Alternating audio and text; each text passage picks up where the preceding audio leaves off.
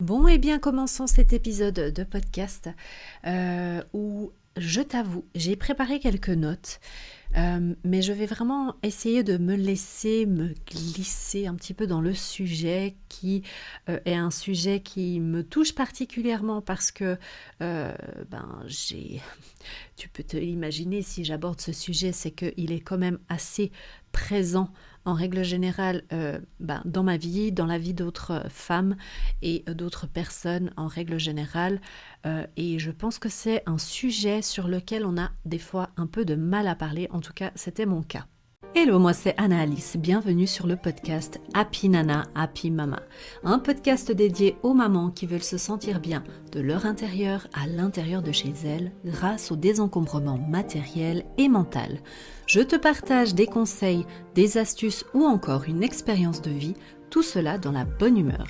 Ce podcast te permettra, je l'espère, de vivre ta vie de maman plus sereinement, mais aussi et surtout de vivre ta vie de femme pleinement et te permettre d'oser d'aller au bout de tes rêves. Installe-toi confortablement, prends ta boisson préférée et c'est parti pour l'épisode du jour. Bienvenue sur ce podcast. Alors si tu me rejoins sur YouTube, tu me vois. Hello, j'ai de nouveau mis la caméra. Alors j'ai quelque peu des problèmes d'éclairage. Je ne sais pas ce qui se passe, mais écoute, ma foi, on fera du mieux qu'on peut. On va tout de suite commencer donc dans le sujet qui nous concerne, qui est le lâcher prise. J'ai décidé d'aborder ce thème parce que dans mes coachings privés que j'ai eu fait à l'époque, on dirait que je fais ça depuis des millions d'années, mais non. Mais c'est vrai que je ne fais plus de coaching privé. Mais quand j'en faisais, c'est un sujet que je sentais très lourd, très pesant sur les épaules de ces mamans, de ces femmes qui ont fait des coachings avec moi. Parce qu'il y avait un sentiment aussi, alors vu qu'elles étaient là pour se faire aider, pour se faire accompagner et trouver des solutions, ça veut dire qu'elles étaient un petit peu le moteur aussi de vouloir changer. Et rien que ça prouve que ce sont quand même des personnes à un certain moment qui ont décidé de prendre le contrôle sur leur vie, ce qui est une chose positive en soi. Sauf que le lâcher-prise vient, devrait venir à un certain moment où on a trop envie de contrôler la situation. Parce que il y a un danger à vouloir s'organiser, à vouloir mettre de l'ordre dans sa vie quand il n'y en avait pas vraiment jusque-là, ou en tout cas pas de la manière dont on aurait voulu. Le danger, c'est de vouloir trop contrôler les choses, trop être au-dessus de tout le monde. Par exemple, je pense à l'organisation et au rangement, être sur le dos de tout le monde parce que nous avons décidé de changer, de vouloir reprendre notre vie en main.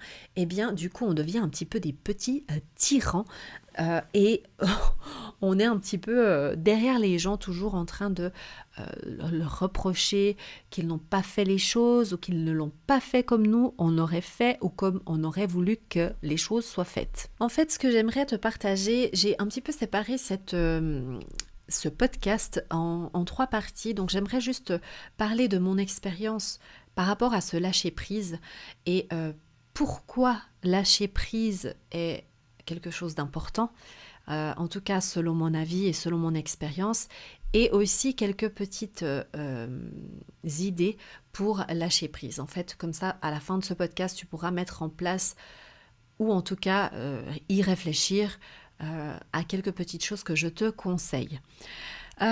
Déjà, le lâcher prise à la base, c'est une action pour se libérer de pas mal de choses, de pas mal de poids. Et c'est justement ce qu'on va voir. Parce que moi, il y a... alors, je ne dis pas que maintenant tout va bien et que j'arrive à lâcher prise dans toutes les situations, loin de là. C'est un travail constant. Je pense que comme beaucoup de choses dans la vie, ce sont des étapes que l'on passe au jour le jour, au quotidien, des choses que l'on décide de faire au quotidien qui, accumulées les unes avec les autres, vont donner quelque chose de positif. D'ailleurs, dans la vidéo que j'avais faite sur YouTube, Eh bien, la semaine passée, j'avais parlé des habitudes. Qu'est-ce que sont les habitudes et comment en créer de bonnes habitudes. Voilà. Et puis, donc, ce lâcher-prise, c'est quelque chose de positif. Et pourquoi on conseille souvent de lâcher prise? Et ce que moi, j'ai vécu, en fait, c'est que à un certain moment, je voulais tout contrôler. Parce que justement, comme j'ai dit auparavant, euh, si tu connais pas forcément mon histoire, c'est un petit peu en gros résumé. Quand j'ai eu ma fille en 2015, eh bien, je n'étais pas du tout organisée, j'étais un peu même bordélique, on va dire ça comme ça. J'accumulais certaines choses. J'ai jamais été à accumuler beaucoup de choses, mais il y avait quand même une accumulation forcément. Mais c'était surtout que je ne m'organisais pas, je ne prenais pas le temps de m'organiser à la maison. Et puis, jusqu'à ce que j'ai eu ma fille, ça allait plus ou moins parce que finalement, je vivais avec celui qui après a été mon mari. On s'organisait un petit peu comme on voulait, hein, ça va. Hein, jusqu'à un certain moment, ça va. Et quand ma fille est née, eh bien, c'était beaucoup plus compliqué à gérer, bien évidemment, pour des raisons qui sont peut-être assez claires. Hein, j'ai pas besoin de m'étaler là-dessus, mais vraiment, j'ai dû apprendre à m'organiser et il y a la sonnette, donc je reviens. Ne bouge pas. Si tu veux un podcast real life, c'est ici qu'il faut venir. Hein. Non mais bon, voilà. Hein. C'est le facteur qui nous a amené du champagne, mais c'est pas fantastique. Bon, allez, continuons avec notre petit podcast. Et donc, je disais que justement, avec cette vie de maman qui a commencé, eh bien, j'ai dû vraiment apprendre à m'organiser et à mieux gérer mon temps parce que c'était une catastrophe. Sinon, il y a plein de rendez-vous, il y a plein de choses à gérer. Hein. Voilà.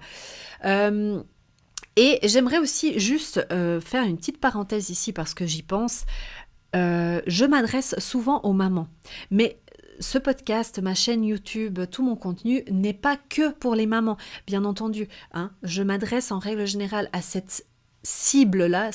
Alors ça, c'est un jargon assez professionnel. Hein. Dans notre jargon, on dit notre cible, notre cliente idéale. Eh bien voilà, je t'emmène avec moi dans ce milieu-là. Et en fait, je m'adresse aux mamans parce que c'est mon expérience. C'est à ce moment-là, c'est quand j'ai été maman que j'ai réalisé toutes ces choses et que j'ai mis les changements en place. Donc c'est pour ça que je m'adresse toujours aux mamans. Mais tout ce que je suis en train de dire là, peut-être que toi tu m'écoutes et tu n'es pas une maman, tu es peut-être même un homme, hein, tu es peut-être une femme, tout simplement, sans enfant. Et ça ne veut pas dire que tu n'as pas de challenge de lâcher prise ou de problèmes d'organisation ou autre. Les problèmes peuvent être les mêmes avec différents composants, on va dire. Donc pourquoi je disais ça? C'est parce que depuis 2020, on vit quand même une situation très particulière au niveau de notre logement, de notre habitation. On s'est rendu compte plus que jamais, et c'est pour ça que je veux préciser que ce n'est pas que pour les mamans ce podcast, ni le contenu que je fais, eh bien on a tous réalisé combien il était important de se sentir bien chez soi. Parce que c'est de là que tout démarre. C'est notre base en fait. C'est vraiment où on va se ressourcer, où on va prendre de l'énergie, où on va se retrouver normalement, si tout va bien, avec des gens qui sont bienveillants et avec qui on a envie d'être. Donc, voilà, petite parenthèse close, mais vraiment, je ne veux exclure personne. C'est juste une expérience que moi j'ai et que du coup, je partage comme ça. Donc, je voulais tout contrôler à un certain moment parce que j'ai voulu reprendre ma vie en main, j'ai voulu mettre les choses en place et je pensais que le fait de tout gérer, en fait, de tout noter, mais dans l'exagération vraiment, parce que je suis consciente et j'en parle tout le temps que c'est bien de s'organiser, de noter, etc. Mais quand ça devient une obsession, quand tu commences à gérer les affaires des autres, c'est-à-dire des personnes qui vivent avec toi, alors si je reviens sur l'enfant, on est bien d'accord que jusqu'à un certain âge, c'est quand même toi qui dois le faire ou la personne qui vit avec toi, mais là, c'était vraiment exagéré. C'était pas juste vouloir gérer les choses, c'était vouloir contrôler les choses. Et ça, c'est vachement différent. vraiment. Il faut faire la nuance parce qu'elle est vraiment importante. Euh, Aussi, j'avais trouvé cette façon de tout contrôler. J'ai réalisé par la suite, hein, c'est des années de réflexion, c'est que en fait, le fait de vouloir tout contrôler, de toujours remplir mon temps à essayer de tout, comment dire, oui, tout contrôler, ok, mais tu l'as déjà dit, Anna, c'est bon, mais de vouloir vraiment tout gérer et voilà, ne pas laisser la place à l'imprévu quelque part. euh, C'était une façon pour moi de me protéger, pour que mon cerveau ne réfléchisse pas trop. Voilà, je ne sais pas si tu arrives à comprendre un petit peu comment ce mécanisme s'est mis en place, mais parce que j'avais ces pensées qui venaient en moi à chaque fois, je voulais justement remplir mon temps et le gérer et le contrôler pour ne pas avoir à penser à ces choses-là qui me faisaient du mal et qui pouvaient aller faire un travail à l'intérieur de moi. Je n'étais pas prête à ça et du coup, c'est ce qui a un petit peu fait cette comment on dit en français, cette barrière que j'ai créée pour me protéger. Donc, pour moi, c'était vraiment me protéger. J'avais peur d'écouter ma petite voix intérieure parce que justement, je n'avais pas confiance en moi. Je ne prenais pas le temps d'écouter vraiment qu'est-ce que j'avais envie. Lâcher prise, c'est vraiment aussi quelque chose qui me semblait à l'époque comme si, en fait, si je lâchais prise, j'allais baisser les bras, j'allais tout laisser tomber en fait finalement. C'était soit blanc soit noir, tu vois, il n'y avait pas de gris au milieu. Et ça me faisait peur parce que je me disais, mais si je lâche prise, ça veut dire, parce que lâcher, déjà le mot lâcher, c'est vraiment genre, tu as quelque chose dans la main, tu lâches, il tombe par terre. J'avais vraiment cette impression que si je lâchais prise, eh bien tout allait s'écrouler, pardon. Et d'ailleurs, j'ai un exemple que j'ai noté sur mes petites notes pour ne pas oublier, qui est assez drôle, qui s'est passé il y a encore 2 jours en arrière, je crois, oui, avec mon mari. Alors, c'est un petit exemple de lâcher prise, tu verras, c'est rien de... Hein, il y a des trucs bien plus importants, mais je trouve que c'est une anecdote finalement, qui exprime bien ce que j'essaye de t'expliquer.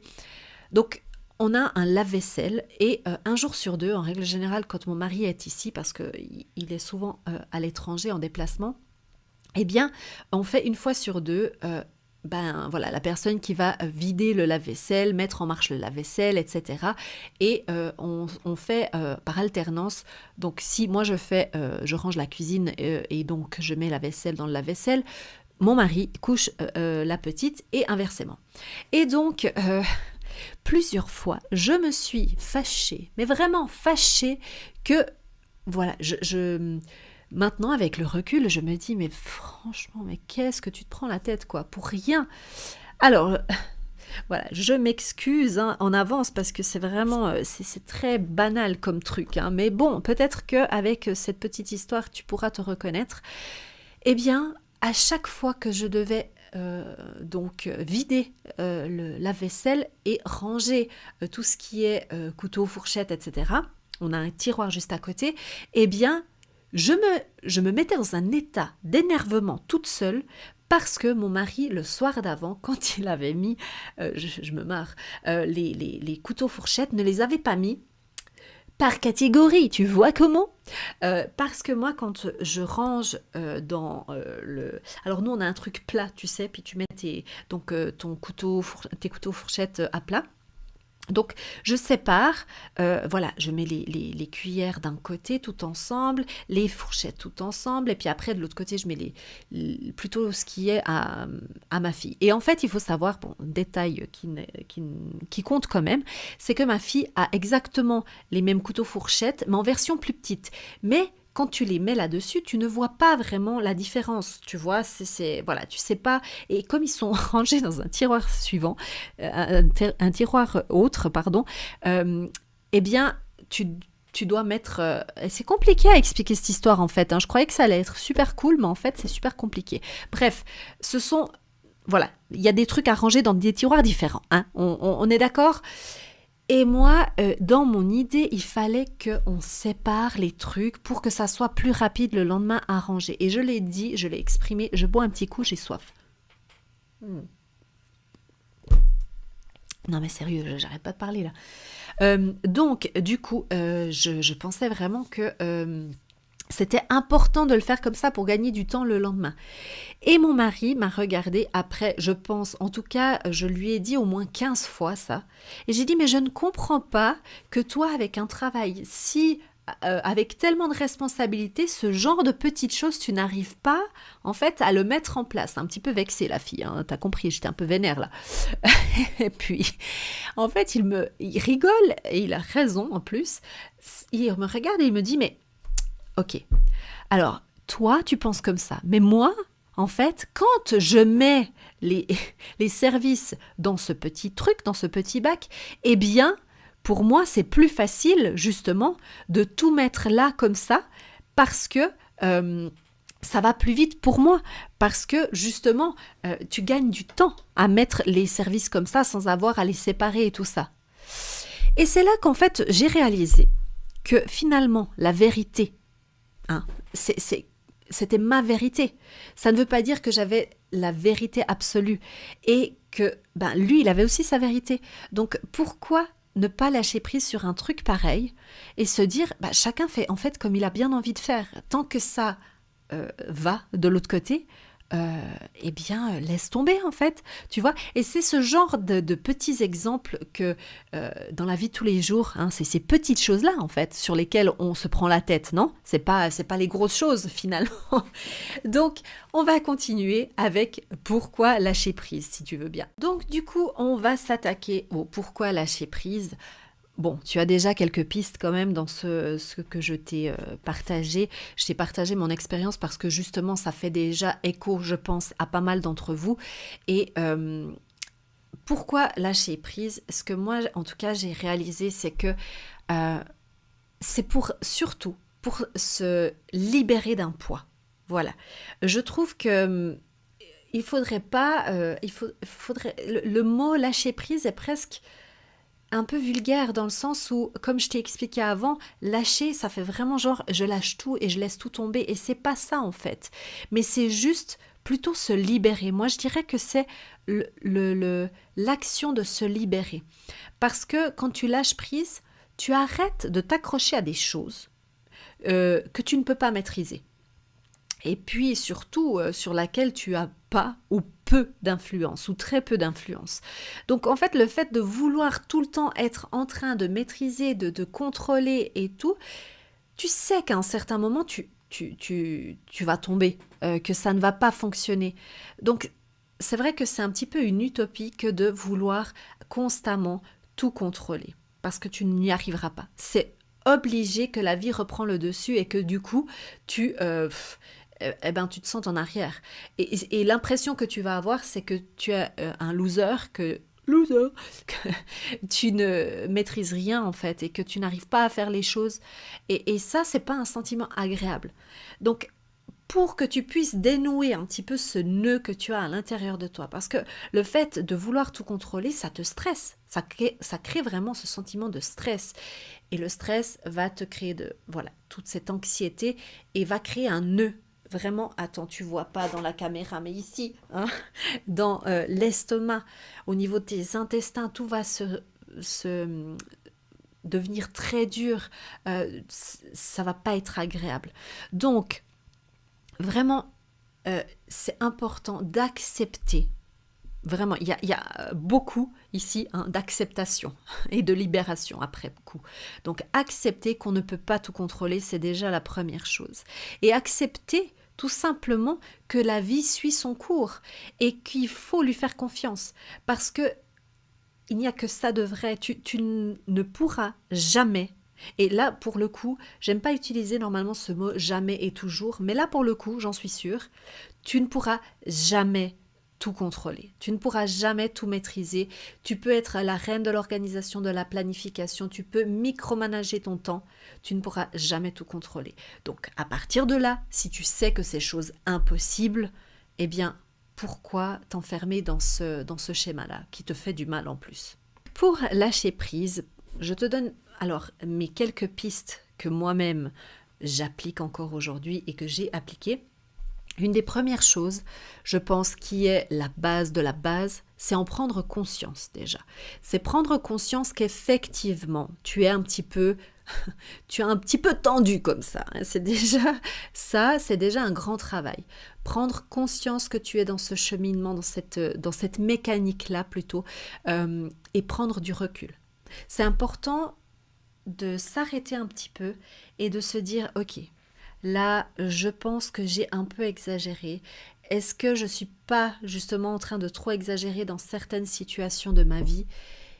Et prendre du recul sur ça, c'est-à-dire de faire un pas en arrière et de voir un petit peu ta vie comme si ça n'était pas la tienne. D'ailleurs, encore une fois, dans les coachings euh, que je proposais, eh bien, ça revenait assez souvent. Cet exercice, je proposais cet exercice, c'est de faire comme si, en fait, tu étais ta meilleure amie et que ta meilleure amie vient t'exposer sa vie, enfin, tu la connais de toute façon, vu que c'est toi, et d'analyser ça comme si tu étais ta meilleure amie.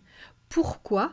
Parce que le fait, euh, à part si tu n'as pas du tout d'empathie, ça peut aussi exister, mais en règle générale, l'être humain est quand même un être empathique et du coup, tu vas pouvoir plus sortir de tes chaussures, de tes propres chaussures, donc de tes problèmes, de tout ce contrôle que tu as et pouvoir voir un peu plus la situation euh, d'un peu plus haut.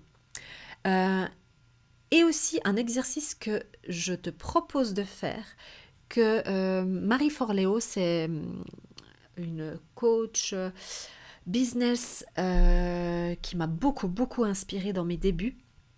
Eh bien, elle propose de se mettre dans la situation de quelle est la pire chose qui peut arriver en fait, si tu lâches tout ça, si tu lâches le contrôle et que tu te laisses aller. Imagine-toi vraiment la pire situation. Et quand tu t'imagines le pire, tu te rends compte qu'en fait, ça va. Hein. En règle générale, c'est ça qui ressort. Tu, tu te rends bien compte qu'en fait, ton mental est beaucoup plus négatif que ce que la situation l'est. Donc déjà, de faire ce petit exercice de la meilleure amie, plus l'exercice de qu'est-ce qui pourrait m'arriver vraiment de pire si je lâche un peu, si je lâche le contrôle de tout ça. Et comme ça, aussi, en faisant cet exercice, tu vas aussi pouvoir un petit peu... Alors, on va pas de nouveau rentrer dans le contrôle, mais juste de se dire, ok, si éventuellement ça se passait comme ça, quelle solution j'aurais? Comme ça, tu vas te rendre compte que finalement, ça va, tu peux lâcher un peu de lest. Déjà ça. Euh, une chose qui est aussi importante par rapport à prendre du recul, c'est aussi comprendre ce qui dépend de toi et ce qui ne dépend pas de toi. Là, en l'occurrence, dans les exemples que je donne souvent, c'est dans l'organisation, quand tu vas déléguer des tâches, et je sais que c'est un sujet qui est hyper compliqué, justement parce que souvent, on a des personnes qui sont dans cette obsession de tout maîtriser, et du coup, elles n'arrivent pas à lâcher prise, eh bien, déléguer devient compliqué. Alors, si tu comprends que certaines choses, comme là l'exemple du lave-vaisselle, j'ai compris que finalement, euh, ça le regarde. C'est lui, si pour lui ça l'arrange et que ça lui permet d'aller plus rapidement, pourquoi je devrais lui imposer ma vérité? Ça ne dépend plus de moi, donc ça ne me regarde plus. Et je travaille chaque jour, à ne plus y penser finalement, à me débarrasser de ça parce que ça ne me sert pas et ça ne dépend pas de moi. Ou bien certaines décisions aussi, par exemple, si tu as un enfant ou si tu as un frère ou une sœur qui est plus jeune, ou même pas forcément, mais ou quelqu'un pour qui tu t'inquiètes de sa situation, des choix qu'il ou elle doit prendre, et que tu aurais envie de pouvoir te mettre quasiment à sa place et prendre tout ça et maîtriser tout ça, eh bien, dis-toi bien que c'est sa vie et que ça dépend de lui ou d'elle. Que même si toi, tu prends la décision pour lui en pensant bien faire, si lui n'est pas prêt à faire cette démarche-là, ça ne sert à rien. Vraiment. Crois-moi, expérience faite. Aussi, l'avant-dernière petite chose que j'aimerais te conseiller, c'est de vivre dans l'instant présent. À partir du moment où tu vis ici et maintenant, tu n'as plus besoin de te soucier de tout ce qui va se passer dans le futur. D'ailleurs, quand je parlais des objectifs, je parlais avec Sarah, une amie avec qui on a travaillé sur les objectifs parce que pour moi, justement, c'est quelque chose qui est très difficile à mettre en place. Et aussi, par ce lâcher-prise, je n'ai pas envie non plus de me mettre dans cette pensée de toujours savoir qu'est-ce qui va advenir dans 2 ans, 5 ans, 10 ans. C'est bien d'avoir une idée de où on veut aller, mais je pense qu'il n'est pas nécessaire de absolument tout prévoir. Voilà, pour moi, les objectifs, je les fixe sur maximum une année et je travaille chaque mois pour essayer de les atteindre. Mais vraiment vivre dans l'instant présent, ça va te permettre de te reconnecter, de te recentrer. C'est vraiment, en fait, moi j'imagine, ok, tu as ton corps, donc ton enveloppe, et à l'intérieur de toi, tu as un petit peu cette énergie, ok. Alors, bon, j'espère que tu me suis, hein. Tu as cette énergie. Et en fait, quand tu essaies de tout maîtriser, ça bouillit, ça bouillit, ça bouillit, et ça ressort, en fait, de toi. Donc moi, j'imagine vraiment comme si tu avais un peu de la buée qui sort autour de toi parce que ça bouillonne tellement, ça sort et c'est cette énergie qui est tout autour de toi. À partir du moment où tu essaies de vivre l'instant présent, ça fait comme ça revient au centre. Toute cette énergie revient vraiment à l'intérieur de toi. Voilà, moi j'aime bien avoir des images et je pense que sur un podcast c'est pas mal aussi. Donc, vraiment te recentrer sur toi-même, vivre l'instant présent. Et là encore, je te propose de faire un exercice. Alors, moi, j'aime bien faire ça le soir. Je ne le fais pas tout le temps, mais voilà, quand j'ai des petites choses à travailler, je trouve que c'est important de choisir les bons exercices qui nous parlent. Et là, tu en as déjà 3, donc choisis celui que tu préfères, ou si les 3 te conviennent, fais-les les 3.